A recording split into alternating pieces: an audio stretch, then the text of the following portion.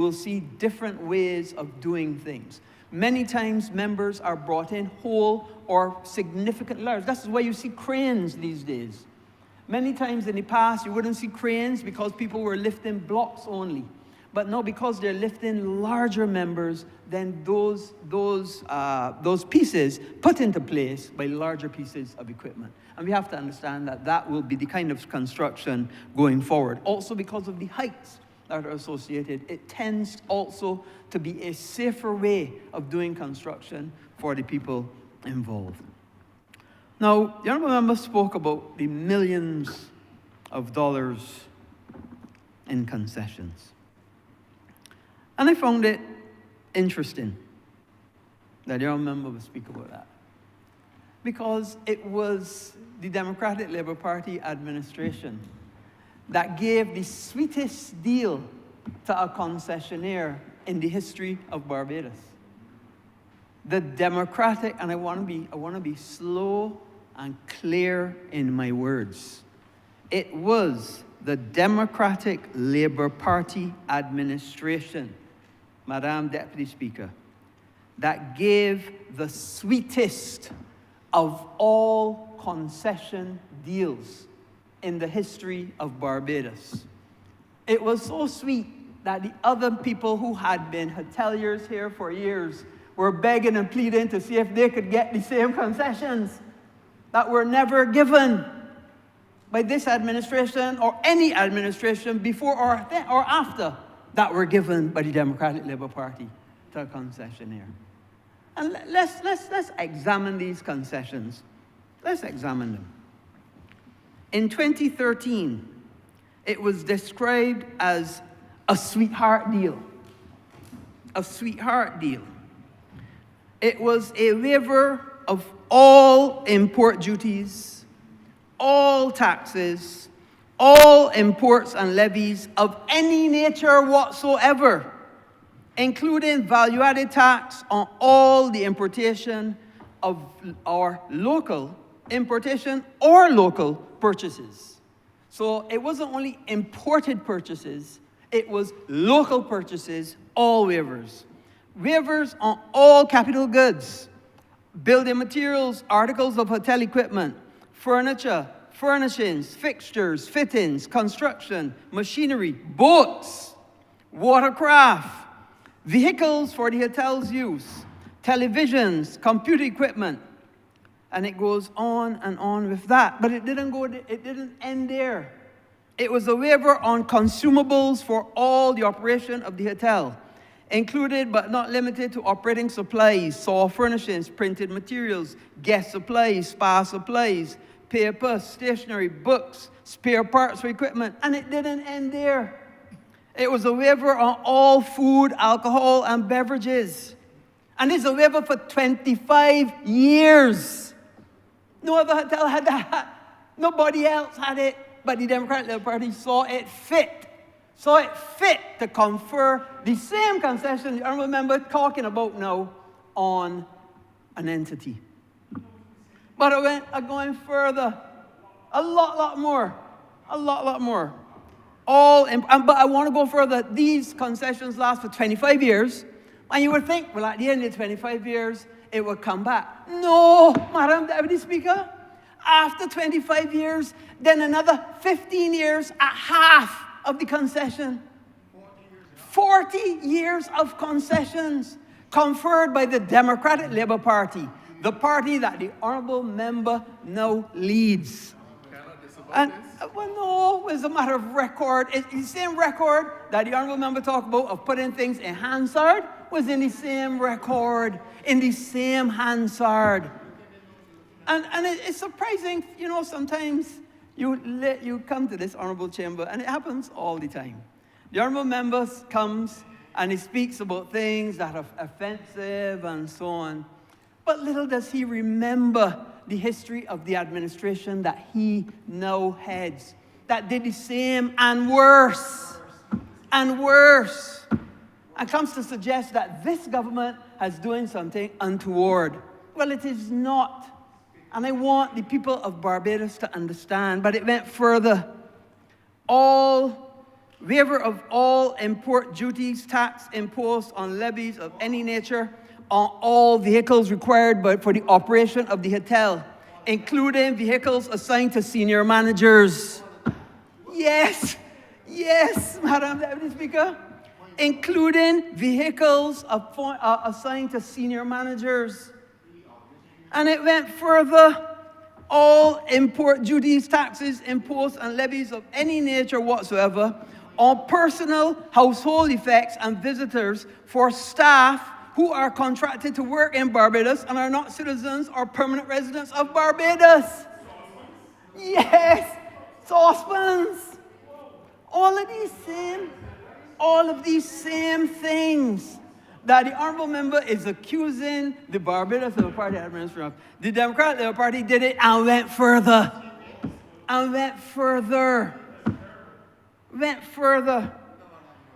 But you know what is interesting? Even the hoteliers' management was so astounded at how far the Democratic Labour Party administration went that they went on record to say that they are extremely delighted and totally satisfied with what the then Minister of Finance has done to support the hotel in Barbados. He himself could not believe the amount of concessions that he had benefited from, and went on to say that they anticipate that these concessions would be in the value of $100 million.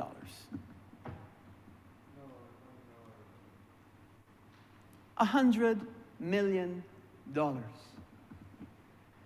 Now, Madam Deputy Speaker, if the Honourable Member, I know the Honourable Member must be there thinking to himself, why did I even go down this road?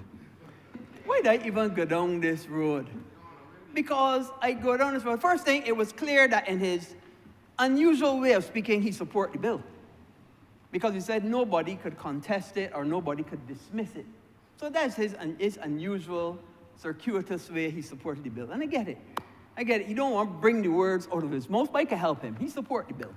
And he would have to support the bill because he knows in his bosom that the Democratic Labour Party administration have given away all the concessions in the world to one concessionaire.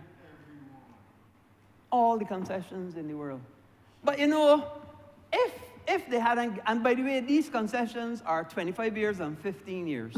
But you know, maybe it would have considered, if they hadn't given away all those concessions, maybe we could have helped some vendors and make a payment to those vendors a little more than we can now afford. But of course, if the cash isn't there, because you've given away all of those concessions, then you have to operate with what you have. And that's the crux of this. This is a very simple matter, Madam Deputy Speaker. It is a matter that allows the villa owners and people that want to get into the industry to take existing properties, and you don't have to build. Sometimes you can renovate, which means sometimes you can take a property and add on, make it better, improve it, make it a property that people want to come to. And there's the important thing about it. There's one other matter that I found very interesting, Madam Deputy Speaker. The Honourable Member that just took a seat had the audacity to talk about failure or success. I call it audacity, because he said clearly that you can only have two outcomes, failure or success. I don't know who this cap fits, but if, Madam Deputy Speaker, I left a successful political party, I tried to go and get into an unsuccessful political party. It took me several months to get people to agree that I could join the unsuccessful political party.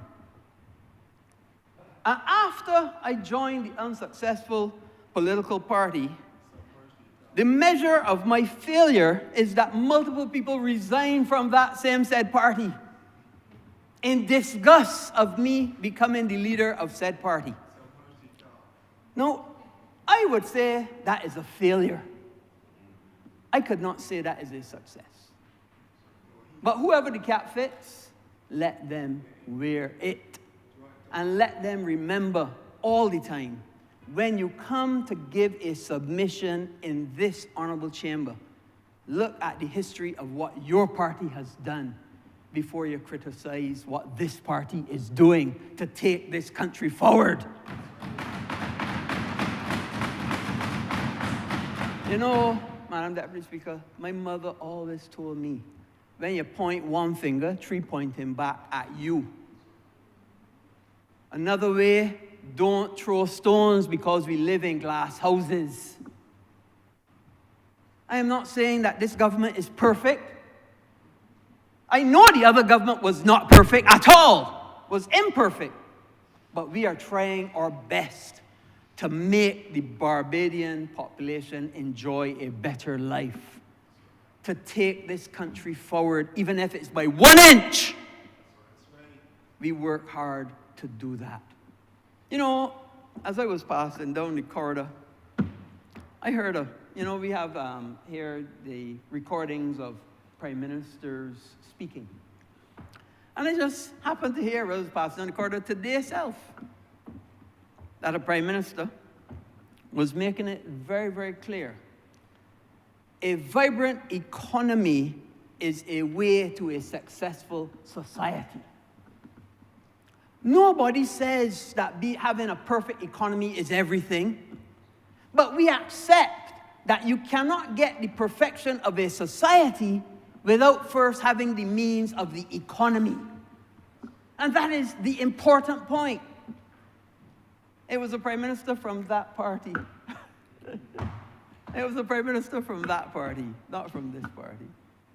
And I don't know where the intelligence has gone, because clearly they had some intelligence at that party at that time. Because I understand and I reflect on what that prime minister from that party was saying.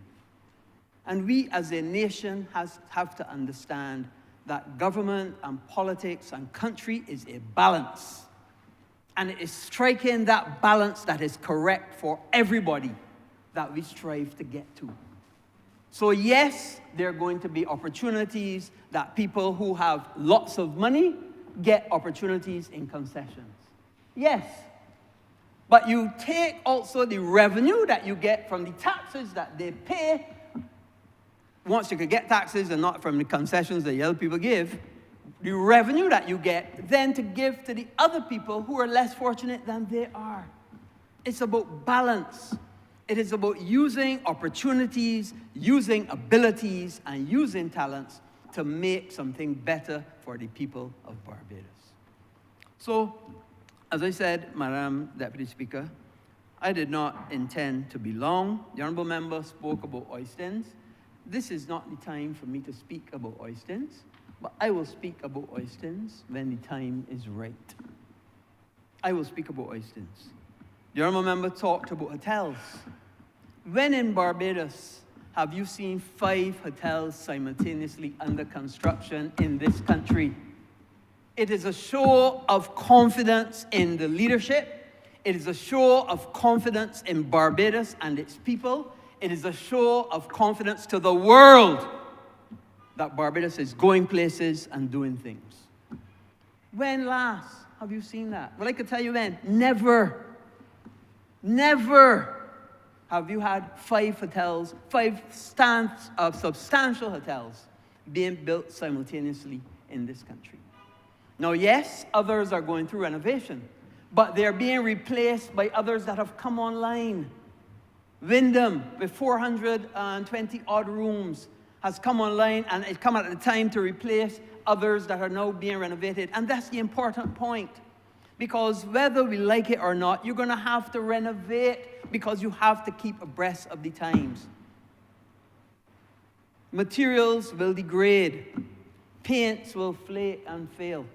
And therefore, you have to keep a constant renovation. And that is what this bill is about. Renovating to build back better. Build back better. And we do that time and time again as we continue to make Barbados a better place for all. I'm obliged. Honourable Member for St. Peter. Thank you very much, Madam Deputy Speaker. I rise to join the debate briefly, but I thought I needed to because tourism in Barbados is a people industry. Tourism employs significant numbers of our population, and it employs significant numbers of our population across a range of skills, across a range of technical abilities, across a range of academic achievements. We cannot discount the matter of the importance of this industry. Now, allow me, before I get further into that people component, to speak to a matter raised by the Honourable Member for Christchurch West. And I'm glad that he raised it and I didn't have to raise it. Because every time I think about it, and this is now, Madam Deputy Speaker, 12 years later. This is 12 years later. What the Honourable Member for Christchurch West spoke to happened 12 years and about 3 months ago. I remember it and I get upset every time I think about it. I remember it because it is burnt into my psyche. I remember it, Madam Deputy Speaker, because in the March or April of that year, I, as president of the Barbados Hotel and Tourism Association, wrote to the Democratic Labour Party government and asked for concessions for about 14 items. About 14 items that we wanted to have in the hotel sector duty-free. The Democratic Labour Party condescended to give us one item duty-free. Heavy cream. One item out of 14. And then, Madam Deputy Speaker, 5 months, I believe, later, we saw a letter signed by the Minister of Finance in the Democratic Labour Party government, giving all of the concessions that the Honourable Member for Christchurch West just spoke to. We were flabbergasted. Some of us were angry. Many of us felt insulted, betrayed. And I'm talking about local investors, members of the association that I then led, asking for about 14 items. And the leader of the Democratic Labour Party today has the gumption. I don't know how Hansard records that, but has the gall, the temerity. I from Rosa, we don't use that kind of big words, but has the audacity to speak about concessions to villas as though there's something significantly almost evil about it.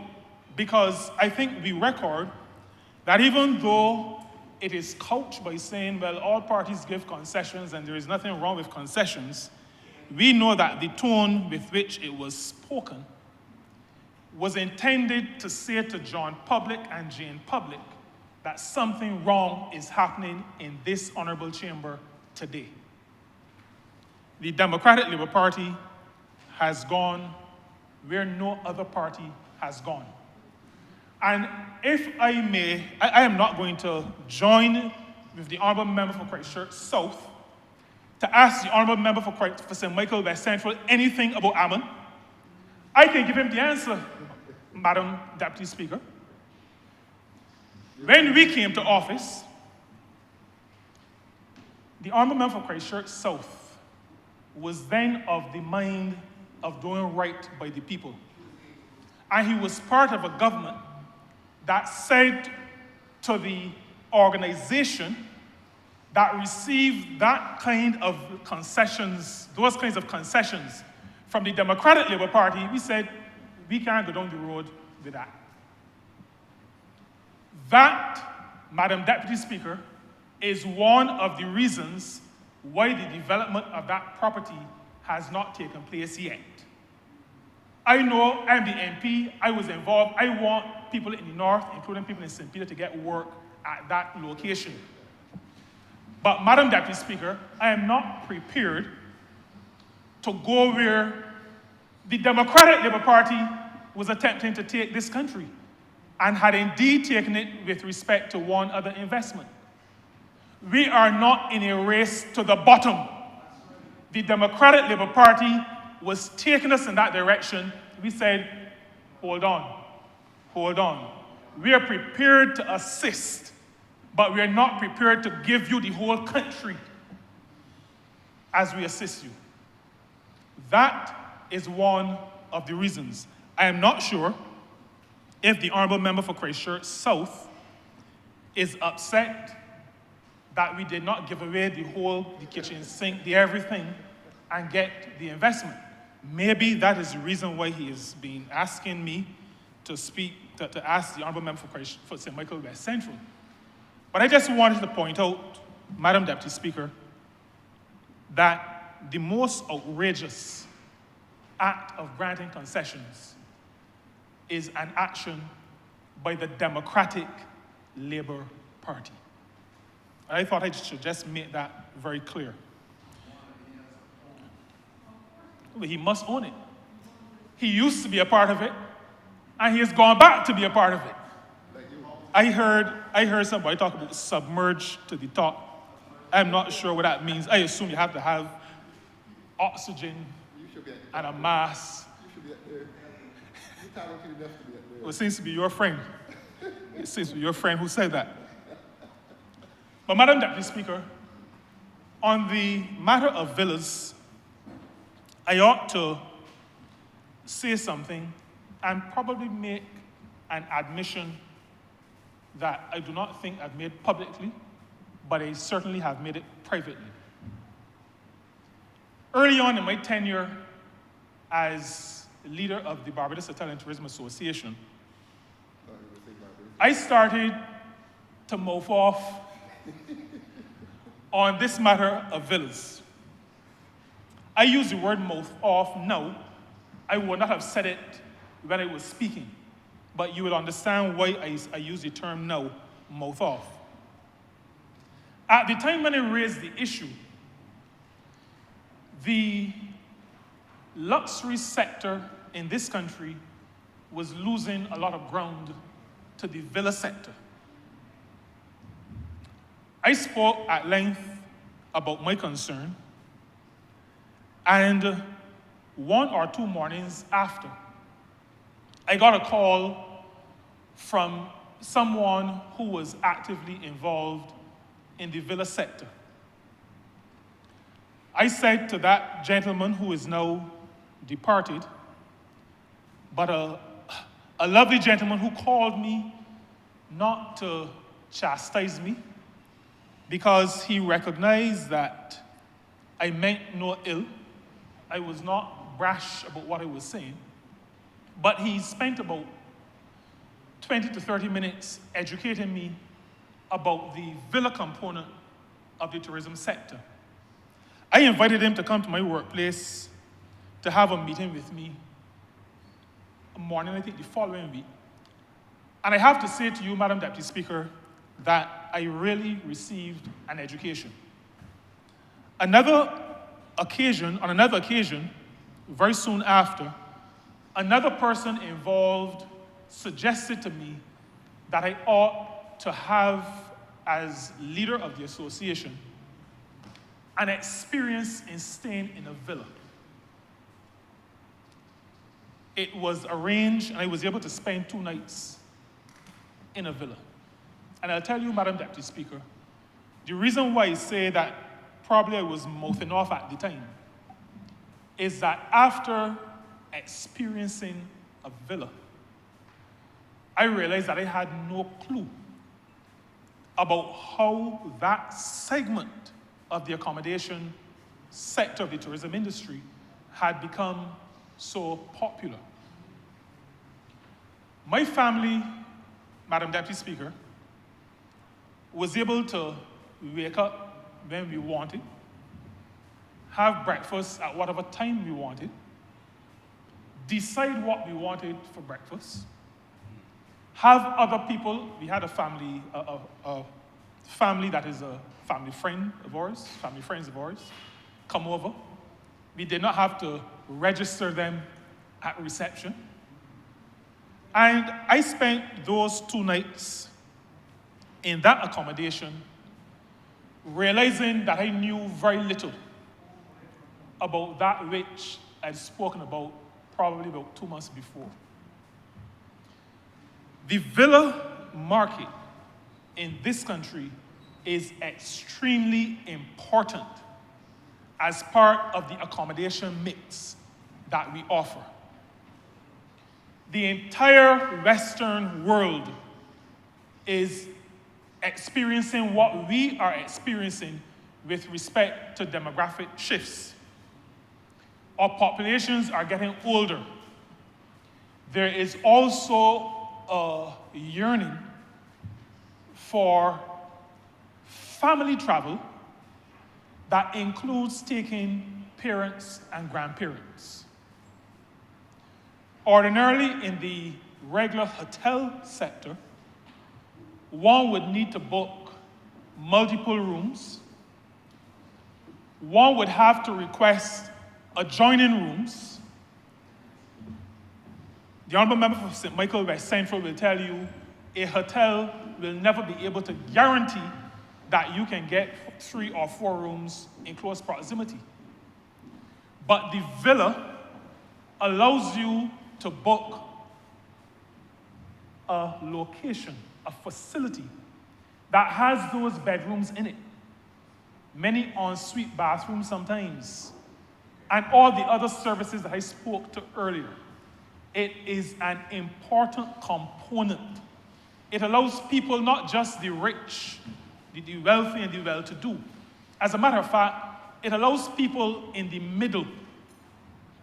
middle-income people, a more affordable accommodation option if they want to travel with the people they love. If they want to travel with their grandparents, their parents, their children, the villa accommodation allows them to do that in a very cost-effective way. Barbados is a small country. Barbados is not a market for mass tourism. In other words, we have never positioned ourselves as a market, for example, for spring breakers. We are not a mass market. We are too small. We have to be environmentally sensitive. And so, as we practice sustainable tourism, and the Honourable Member for St. Michael West Central spoke to the fact that we will, in future, be saying some more, and he will be leading some more with respect to the matter of environmental sustainability as it relates to the tourism industry. If we are to do that, if we are to be responsible, then we have to ensure that we provide the kinds of accommodation that will allow for those who want to come and spend and employ our people. We must be able to provide the accommodation that allows them to do so comfortably, financially comfortably. This market is essential to the mix that we offer. We talked earlier about attractions and those kinds of things. When a person is going to travel, maybe the first thing you do is to look for a flight. But very close behind is, where am I going to stay? You don't travel for an attraction without some understanding of where you plan to lay your head. The accommodation subsector and addressing the mix is important. This bill, as brief as it is, as a matter of fact, I think its brevity really does not speak to its importance. Because what we have, we often say that we are good at building things. The Democratic Labour Party is famous. We have a building that they built next to the dump. Sometimes the decisions of people say exactly where their minds are. But you build a building close to a dump, and I'm speaking about the Democratic Labour Party, and $30 million, is it? Almost $30 million. And it is a building that you can hardly use. No. The Democratic Labour Party is a very interesting creature. But allow me to move on, Madam Deputy Speaker, just to say that we have a way of constructing, but not focusing as much on maintaining. We see that a lot with government buildings. We see it with buildings in the private sector sometimes. We are building, we're constructing, but we're not maintaining. Building a villa is one thing. And just let me say something to you, Madam Deputy Speaker, and to Barbados through you. While the Honourable Member for Christchurch South will talk about quoting in US dollars and talking about $15 million, and I know that he knows this, he just chose not to say it. The qualification for villa, or a villa, is defined as a property, among other things, as a property with at least 3 bedrooms, 525,000 Barbados dollars. Now, that is not the cost of a chattel house, but it would be disingenuous to give the impression that you have to have 50 million or 15 million or 10 million to build a villa. I am not saying that everybody in Rosehill can build a villa. What I am saying is that you do not have to spend $1 million US, $15 million US in order to build a villa. I just want to make that clear.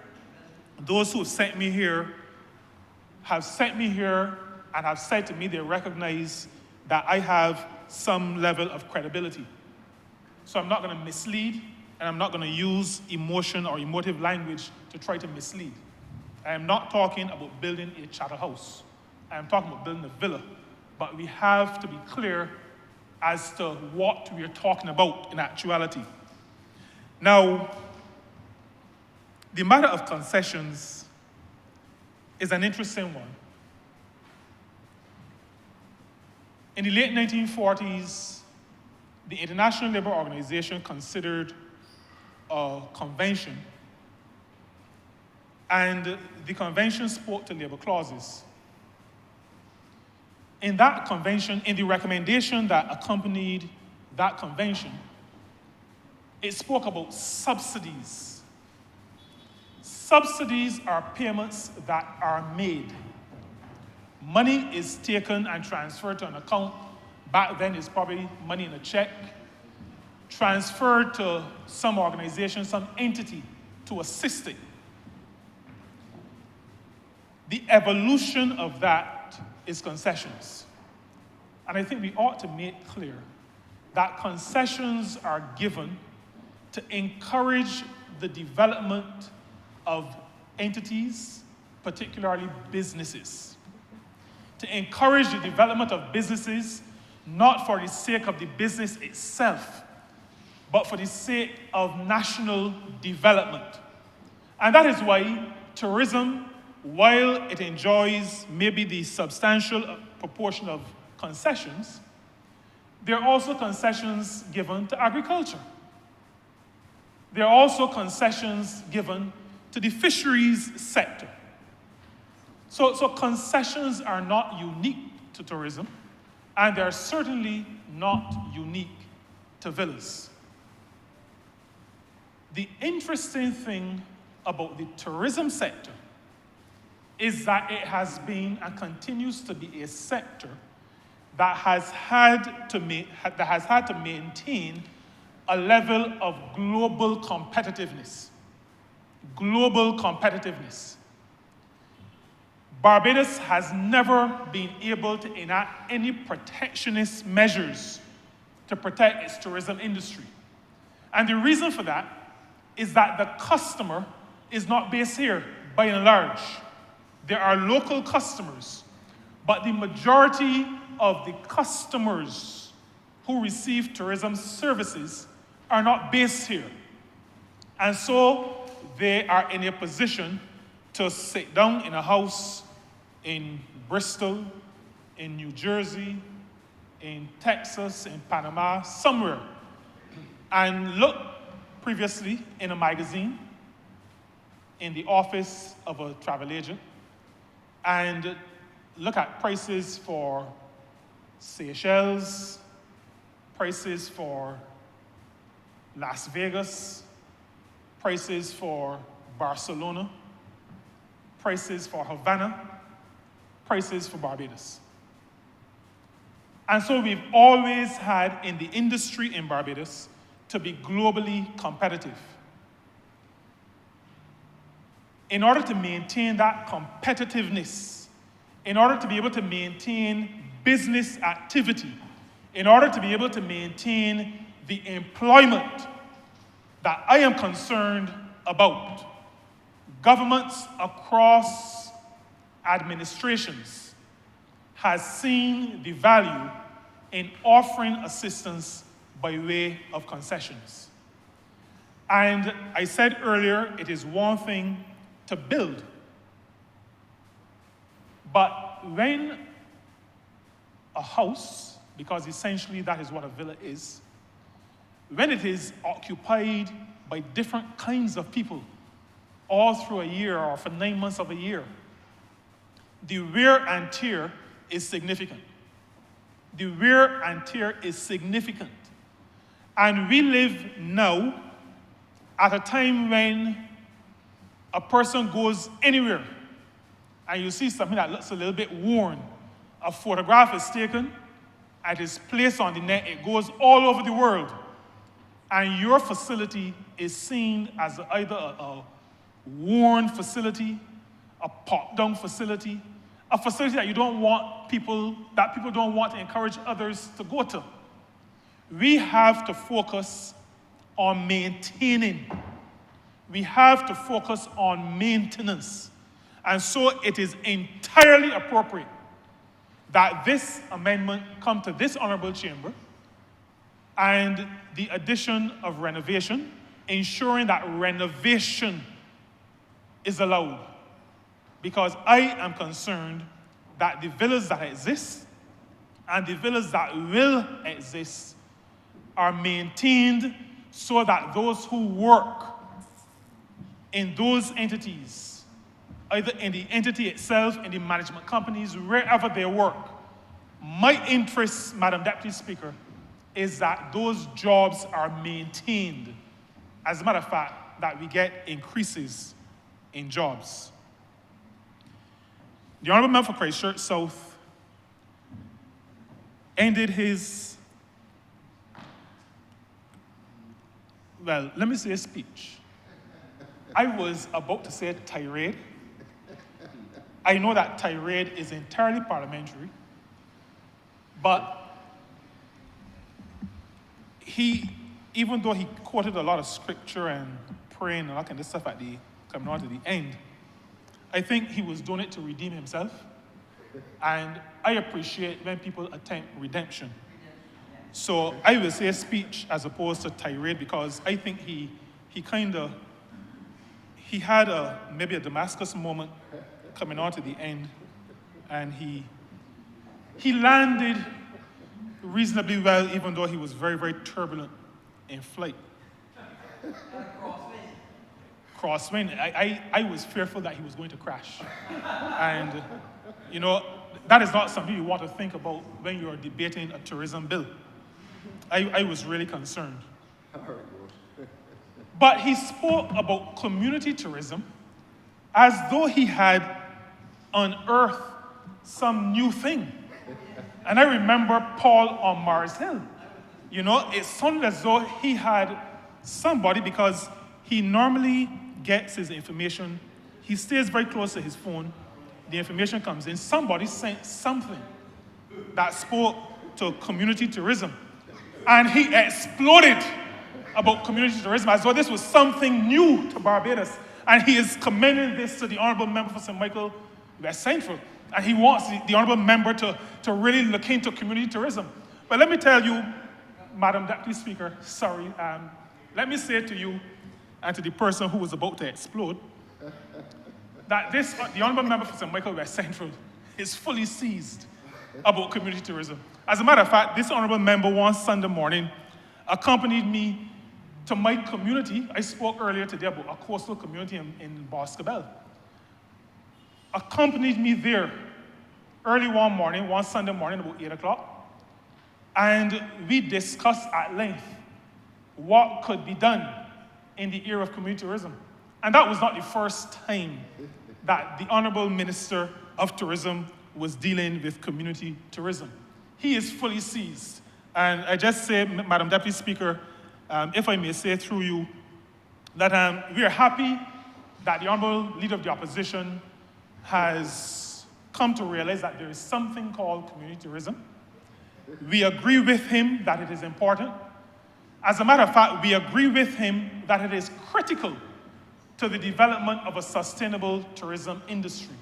We are happy for his zeal, and we hope that as we continue addressing the matter of community tourism, that he will be on board and he will not use speeches to attempt to mislead the people of this country.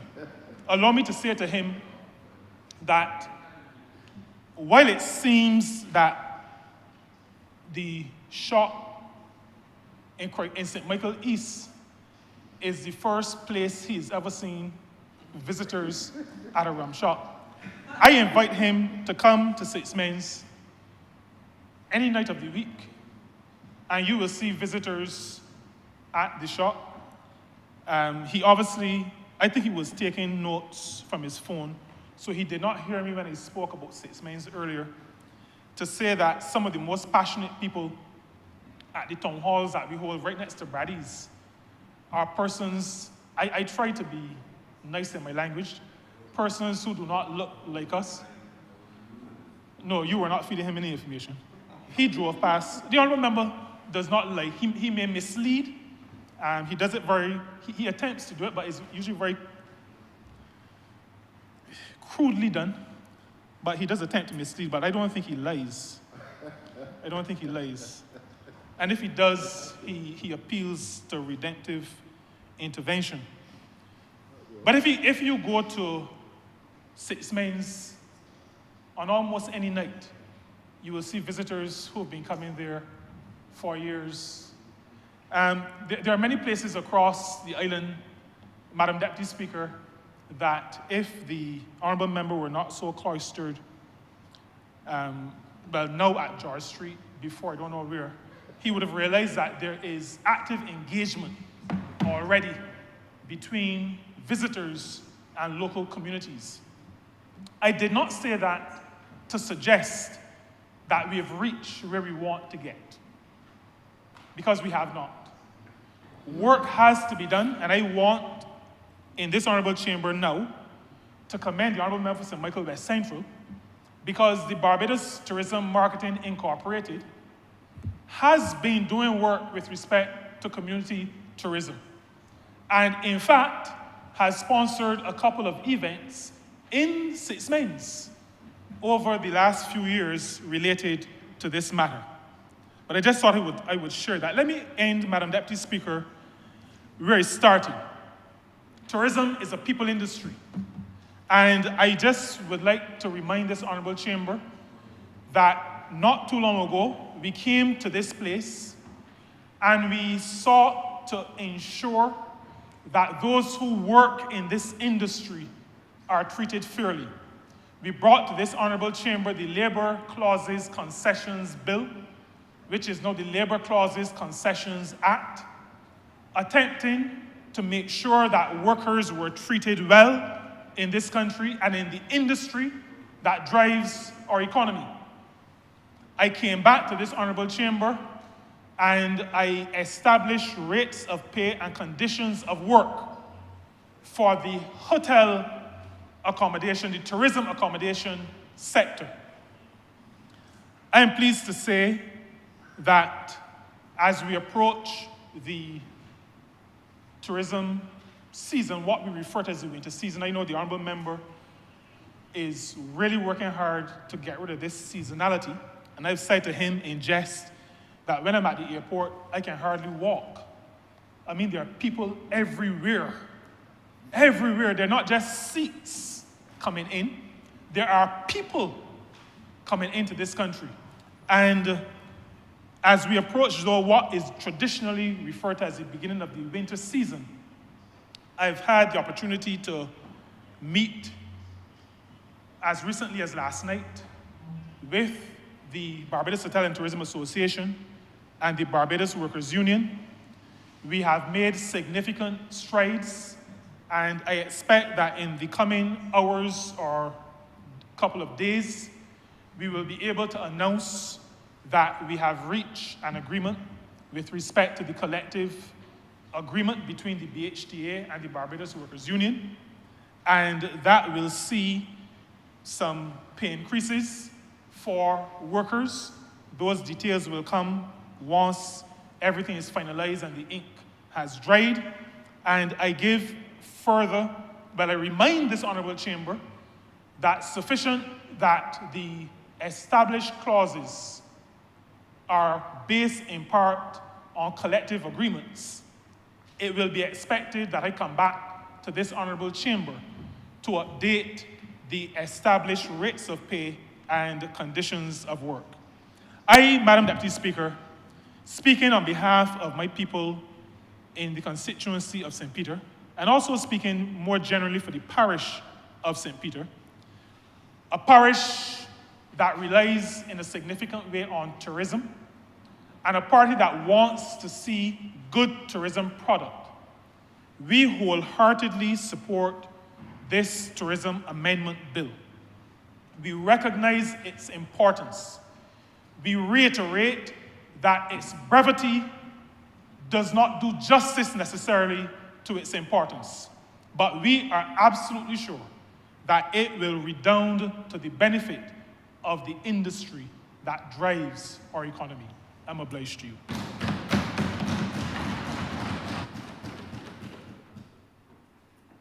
Minister of Tourism. Thank you, Madam Deputy Speaker. Let me also take this opportunity to thank all those honourable members who participated in the debate. It has been a long evening, and I want to say that I appreciate the comments made on the floor. Clearly, we have a clear policy position in respect to where we're going, and of course, that very clear policy position will continue to benefit Barbados and all Barbadians.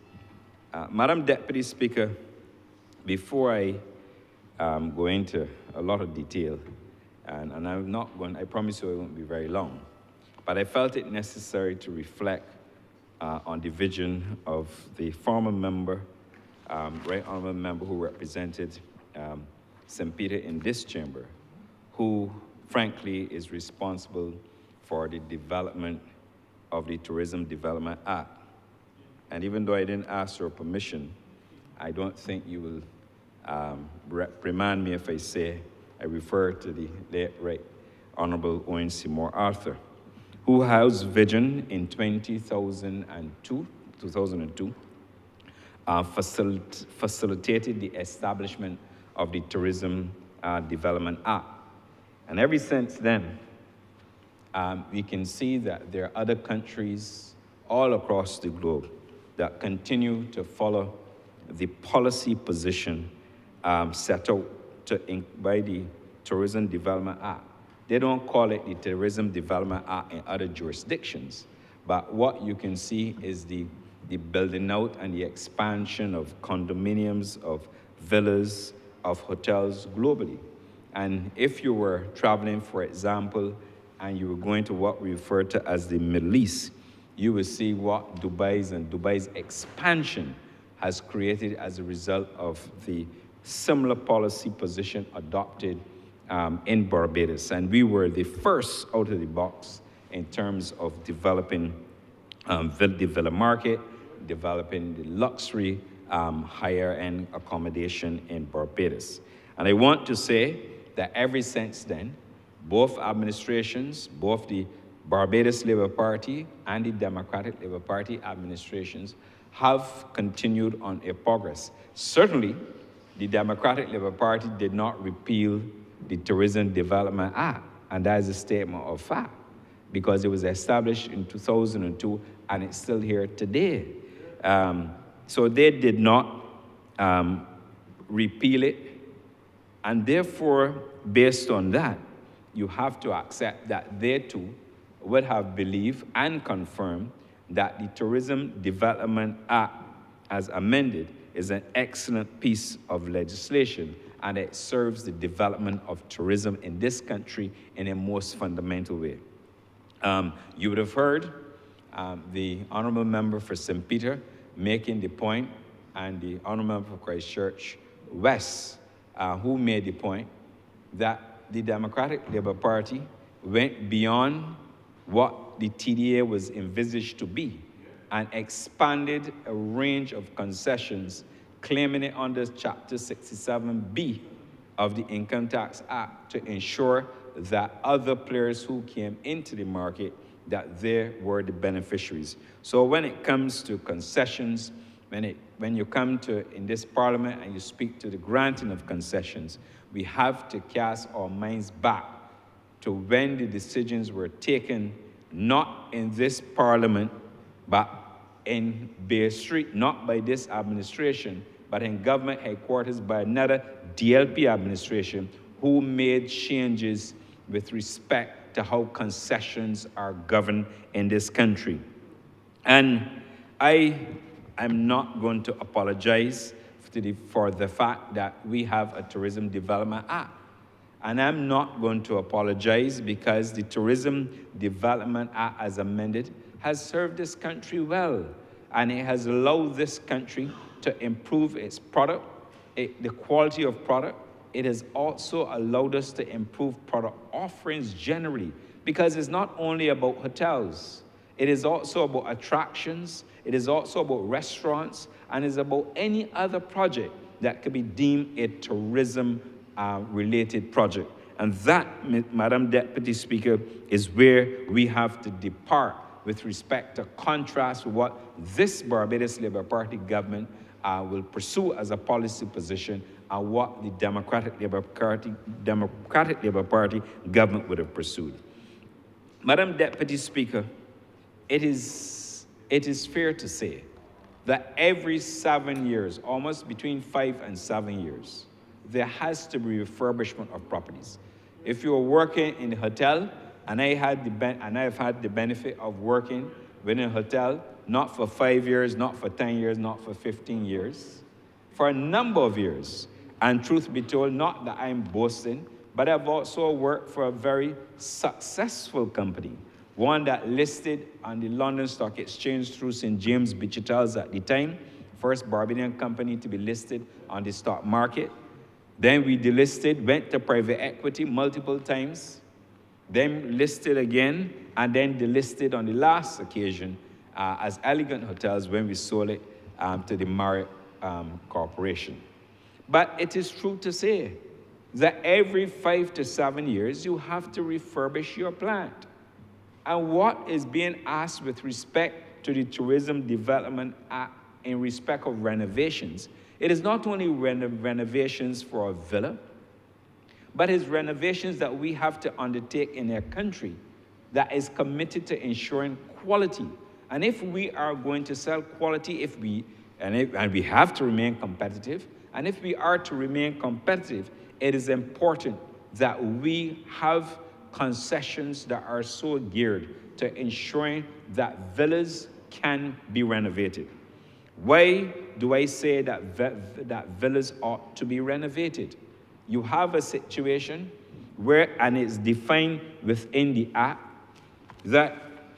and it's Cap 341 within the Tourism Act, Development Act, Part 2, where it speaks to the definition of a villa. It talks about the fact that not only it should have at least 3 bedrooms at value at not less than $525,000. Not only that it's managed by a real estate company and employs no less than 3 persons. Not only that it's registered by the Barbados Tourism Authority as it is defined in this Act, but also it is available for accommodation of guests for reward, not for free, for a fee, at least 9 months in every year. And if therefore you have villa accommodation being rented to visitors in Barbados for at least 9 months, and there's some villas that go beyond 9 months, and there are people who are renting villas beyond sometimes 9 months in Barbados because they come, they stay, they go back, new people, new visitors come, they stay. And sometimes word-of-mouth advertising will spread, and therefore the villas will be fully occupied. And there's some cases in Barbados, take for example this winter season, and particularly in Christmas, and also in February, when it's difficult to find accommodation in Barbados, when it's even difficult to find accommodation in the villa market. And therefore, if you have, over the years, wear and tear in your property, it is only fair that you have concessions that allow persons, if they want to renovate a villa that has very high occupancy, that you give them the opportunity to do so. Because whether you like it or not, refurbishment of a villa, like the refurbishment of a hotel, obviously is a balance sheet item, and the Honourable Member for St. Peter can correct me. Because when you look at the capital costs employed, oftentimes you're talking about millions of dollars, millions. And it's not an expense sometimes that you can take out of your operating income to refurbish the villa. Oftentimes, you have to make another significant investment in the villa to refurbish it. And therefore, if after years of wear and tear, and we are coming to this Parliament, recognizing that the villa market has made a substantial contribution to the economy of Barbados, and in particular to the tourism sector, what is wrong with the government saying that if you have reached that threshold and you want to refurbish, then the opportunity for you to do so is to refurbish? And what are the benefits for the country? When you refurbish a villa, you're not using Barbados currency in most instances. You're using foreign currency. And when you are renovating a villa, what are you doing? You are not employing 1 or 2 or 3 maintenance persons. You are employing construction firms. And because the villas would have furnishings, high-end furnishings, I might add, it therefore means that you have to have a proper project manager. You have to have a proper quantity surveyor. You need to ensure that all the professional works and the artisans on the job will have to follow the design structures, especially when you have designers on the project. So I'm saying all that to say that the refurbishment or renovation of villas in Barbados also contributes in no small measure to economic activity in Barbados. And when they're contributing to economic activity, what does that mean? As I said, you have construction work going on, you have a number of artisans on the job, and they too are earning. And oftentimes the construction is not for 1 month or 2 months. Oftentimes you can have a refurbishment project in a villa, because oftentimes, if you look at the legislation, it says at least 3 bedrooms. But there are some villas in Barbados, if you look at them, you will believe that the villa is equivalent to a hotel. And therefore, it takes manpower to do all that is required with respect to these villas. I say that any refurbishment, any renovation project will spur economic activity in Barbados. Now, why do we need additional villas? And why do we want persons to continue to renovate? It is important to us because we have a situation in Barbados where, thankfully, you've had a Minister of Tourism who've decided to pursue an airlift strategy. And if you're pursuing an airlift strategy to bring in excess of 60,000 new seats to destination, it goes by saying that, of course, you not only have 60,000 seats, but you're likely to have, even if you're looking at the load factors that we're looking at now, sometimes even on the London route, it's difficult to get a seat coming into Barbados. Even if you're going to travel out on business, to attend urgent business or otherwise, it is even difficult to get a seat. And therefore, the demand that we're experiencing with airlift and the support that we're getting, it tells the story that we have to ensure we improve our villa offerings. The world is changing. It is becoming even more competitive. And if we are to remain ahead of the curve and not fall back, then we have to incentivize not only the villas, but every other investment person involved in the tourism sector in Barbados. And that is why I'm telling you, I have absolutely no difficulty in supporting and piloting this bill. The other issue, as it relates to hotel investments, the Honourable Member for Christchurch West would have indicated that there's some investments coming on stream, and that is good. Because as we continue to build out our tourism airlift, as we build out our airlift, it is important that we have the requisite increase in the number of hotel rooms in the country. And if we are to have those increases in hotel rooms in Barbados, it is important for us that we build out even more room inventory in the country. And that is what we're doing. The leader of the opposition, and he asked about Almond Beach and Paradise, and respectfully I submit that yes, Almond Beach, I can't say too much with respect to what is likely to happen there, but I can tell you that I know that designs are almost to the point where it is necessary for the project to proceed. The other issue, in respect of Paradise, if you look and see what we're doing at Paradise, you will see that it's fenced, and you have the mesh on the fence, and it should indicate to you, since the Honourable Leader of the Opposition indicated on the floor of Parliament, that he traverses the west coast of Barbados. And if he goes to the west coast as often as I believe he's going, he said daily, I believe, correct me if I'm wrong, Honourable Member, but he says that he goes, well, he has a vested interest in the south coast. So I would expect him to be in the south coast. But he also goes to the west coast. But if he's coming down the Spring Garden, what we refer to, the Mighty Grinder Highway, and he looks to his left, he will see that there's a fence there. You will see that there is the mesh attached to the fence.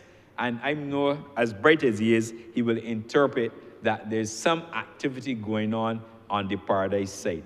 I cannot speak in this Parliament on behalf of investors, but I can assure him that he knows, once, as he admitted he passes there, that there is activity happening with that general area. So I would say to the Honourable Member for Christchurch South, have no fear whatsoever in relation to the Paradise site, and I can also assure you, have no fear as it relates to the site in the Honourable Member for St. Peter's constituency.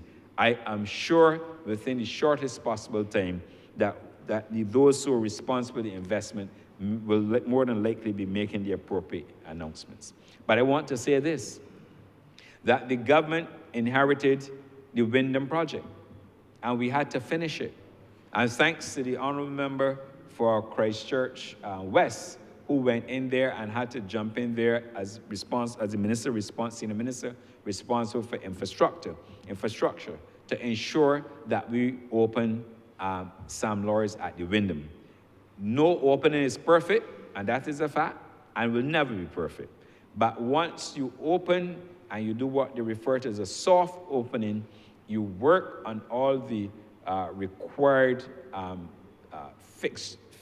necessary changes in order to get to what we call the hard opening, then we don't have to worry. And I'm pleased to say that when you go to Sam Norris and you see at the end of the day what is a 420-room luxury property, that we are making progress. And it was the right decision to get it open. Had we not opened it, based on the refurbishment that Marriott is undertaking, we could have found ourselves in a position where we would have a net loss of rooms in the country. But I'm pleased to say that with the three Marriott properties currently closed for construction, one due to open shortly, and then next year you will have some other closures, that the country will not have a net loss in hotel rooms. And that is the important criteria. We know that there are other properties earmarked for to be open next year, one on the South Coast, one on the West Coast, which will also give us additional rooms in addition to all the other projects, the hotel projects under construction that we would have spoken about. The Hyatt, you have obviously a Pendry on stream, and you will have obviously the Royalton on the former Discovery Bay site. So we are moving in a direction to ensure that we increase the room inventory in Barbados, but at the same time, as a strategy, we elected to drive more airlines to Barbados to ensure that when those hotels are opening, we can build the case for additional airlift into the destination, and that is what we are focusing on as a government. I want to make this point as well, that there are Barbadians who've invested within the tourism sector. And I want to make a special plea for Barbadians to continue to invest in the tourism sector. It is absolutely necessary. We have taxi operators that have done extremely well by investing in the sector. We have restaurateurs who've done very well, who've invested in the sector. We have Barbadian hotel owners who've invested in the sector, and they too have done well. But I believe the time has come now where even more Barbadians should continue their investment in the tourism sector. It is on the right path. You don't need to be scared about the performance of it. There are persons who have done very well as a result of the tourism sector, and it is something that all Barbadians should consider. Madam Deputy Speaker, I also want to speak very briefly on new opportunities and for attractions. Again, within the Tourism Development Act, provision is made for approved tourism projects, including attractions. And when you look at the section, and I hate to have to do this, but if you go to Part 2 of Cap 341, approved tourism projects and approved tourism product, it sets out that for the purposes of this act, a tourism project includes the construction of a new hotel, the alteration or renovation of an existing hotel, the conversion of an existing building or buildings into a hotel. It talks about the furnishing and equipping of a building, provision of tourist recreational facilities and tourism-related services, the construction and equipping of a new restaurant, the alteration or renovation of an existing restaurant, the construction of a new attraction or alteration of renovation of an existing attraction, the restoration, preservation, and conservation of natural sites, and the list goes on and on. And I want to make the point that if there are persons who want to invest, then they can invest, and they have a right to apply to the Ministry of Tourism and International Transport for the requisite concessions in accordance with Part 2, Clause 3, 1, and 2, and 3 under the said Tourism Development Act. So it is not only for what the leader of the opposition might refer to as wealthy people, and there are some wealthy people in Barbados too, but it is available for those who wish to take advantage of the concessions under the TDA. And I thought I would make that point because it's absolutely necessary. The other issue, as it relates to the hotel sector, is about brand transformation. And as long as we can continue to transform the brand. If you go to the South Coast of Barbados, and the Honourable Leader of the Opposition should know the South Coast better than I do. But if you go through St. Lawrence Gap, for example, you will see the refurbishment works that would have been undertaken There are some hotels who have invested millions. There are some others who decided to close earlier, just as soon as the traditional winter period came to an end. They went in there and they refurbished. And on another occasion, I'll be delighted to share the investments that hoteliers in Barbados have made in respect to the renovation and refurbishment of hotels in Barbados. But we need more of the brand transformation, especially on the South Coast, but there are lovely properties on the South Coast. And I might add that some of the properties on the South Coast of Barbados, some of those properties are competing within the price range with West Coast properties. Madam Deputy Speaker, the other issue that I wish to draw to your attention is the whole issue of air-to-sea transfers. And I made this point, and the leader of the opposition can take me at my word, that air-to-sea transfers are not counted in the arrival numbers. And that's a statement of fact. And I say on the floor, and you know the rules for misleading the House. We all know what the rules says about misleading the House. But the issue for us is that you can't count air-to-sea transfers in your arrival numbers because we count long-stay visitors. And in order for you to qualify as a long-stay visitor, then you will have to be staying in the country for more than the 24 hours. So we don't count persons who are coming on air-to-sea transfer. They're transited, you have to record them, but they are not counted within the numbers, the arrival numbers for long-stay arrivals. The other issue that the leader of the opposition, okay. All right, so I will wrap up, Madam Deputy Speaker, very quickly. The issue with respect to Copa Airlines has to do with the fact that we are not counting Barbadians who are returning home on Copa Airlines, because if we count think about it logically, if we count all Barbadians who are returning home as visitors, then the numbers will be increased. So we can't count persons, Barbadians, who are coming home and returning home as visitors. The only persons who are counted as visitors are those who stay longer than 24 hours and those who have addresses in the United States of America. So I thought I would wish to put that to rest. The other issue is that Copa is not taking away any inventory from us. The issue is that we still have the American Airlines Miami flight. It is still going well. Copa has come in, and we're using that as a hub to Latin and South America, and those are opportunities for us. As it relates to the Dallas, Madam Deputy, so Madam Deputy Chair, Deputy Speaker, all I would like to do is to wrap up and say that I fully support this bill, and I want to say to all honorable members on this chamber that the Ministry of Tourism, the Barbados Tourism Marketing, Inc., will continue to do what we have to do in order to promote tourism and to ensure that we grow tourism from strength to strength. Madam Deputy Chair, I'm much obliged, and I do ask that this bill be read a second time.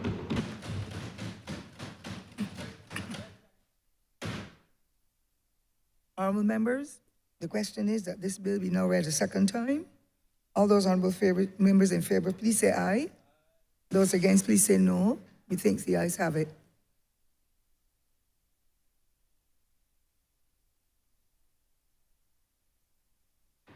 Madam Deputy Speaker, I do ask that you now leave the chair and the House resolve itself into committee for further consideration of the bill.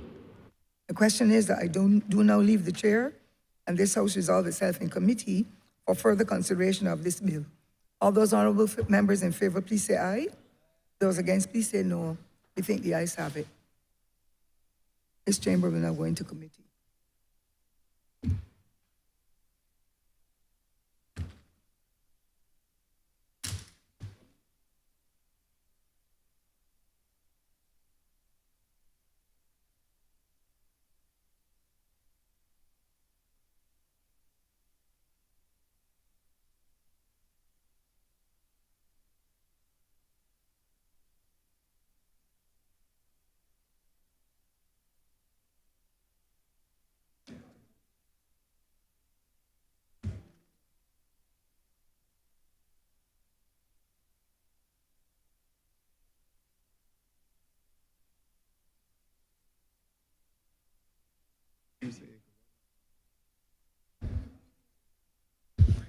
This Honourable House is now in committee. Clause 1. Mr. Chairman, I beg that Clause 1 stand part. The question is that Clause 1 stand part. All honourable members in favour, say aye. Honourable members against, we say no. We think the ayes have it. Clause 2. Mr. Chairman, I beg that Clause 2 stand part. Question is that Clause 2 stand part. All honourable members in favour, say aye. Honourable members against, we say no. We think the ayes have it.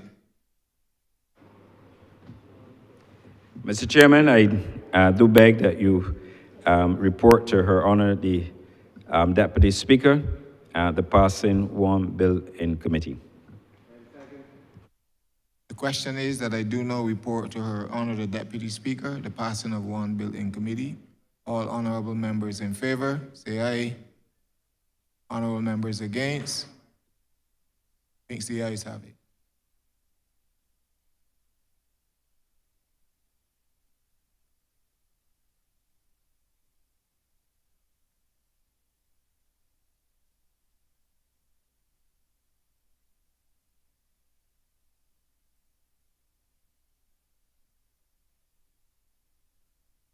Honourable members, the chairman of committees has reported to me the passing of one bill in committee.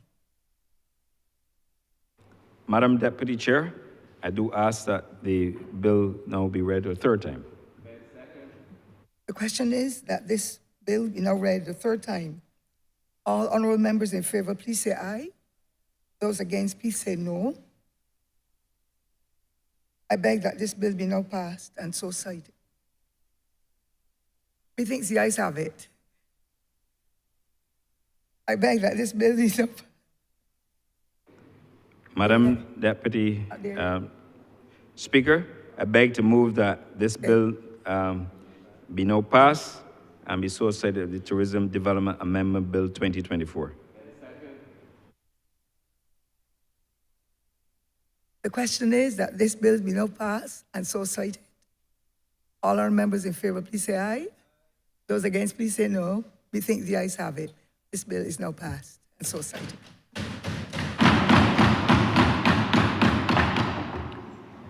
Thank you, Madam Deputy Speaker. With that, we have come to the end of today's sitting. I therefore beg to move the adjournment of the House until Tuesday, the 17th of December at 10 a.m. The question is that this House be now adjourned until Tuesday, the 17th of December at 10 in the forenoon. All other members in favour, please say aye.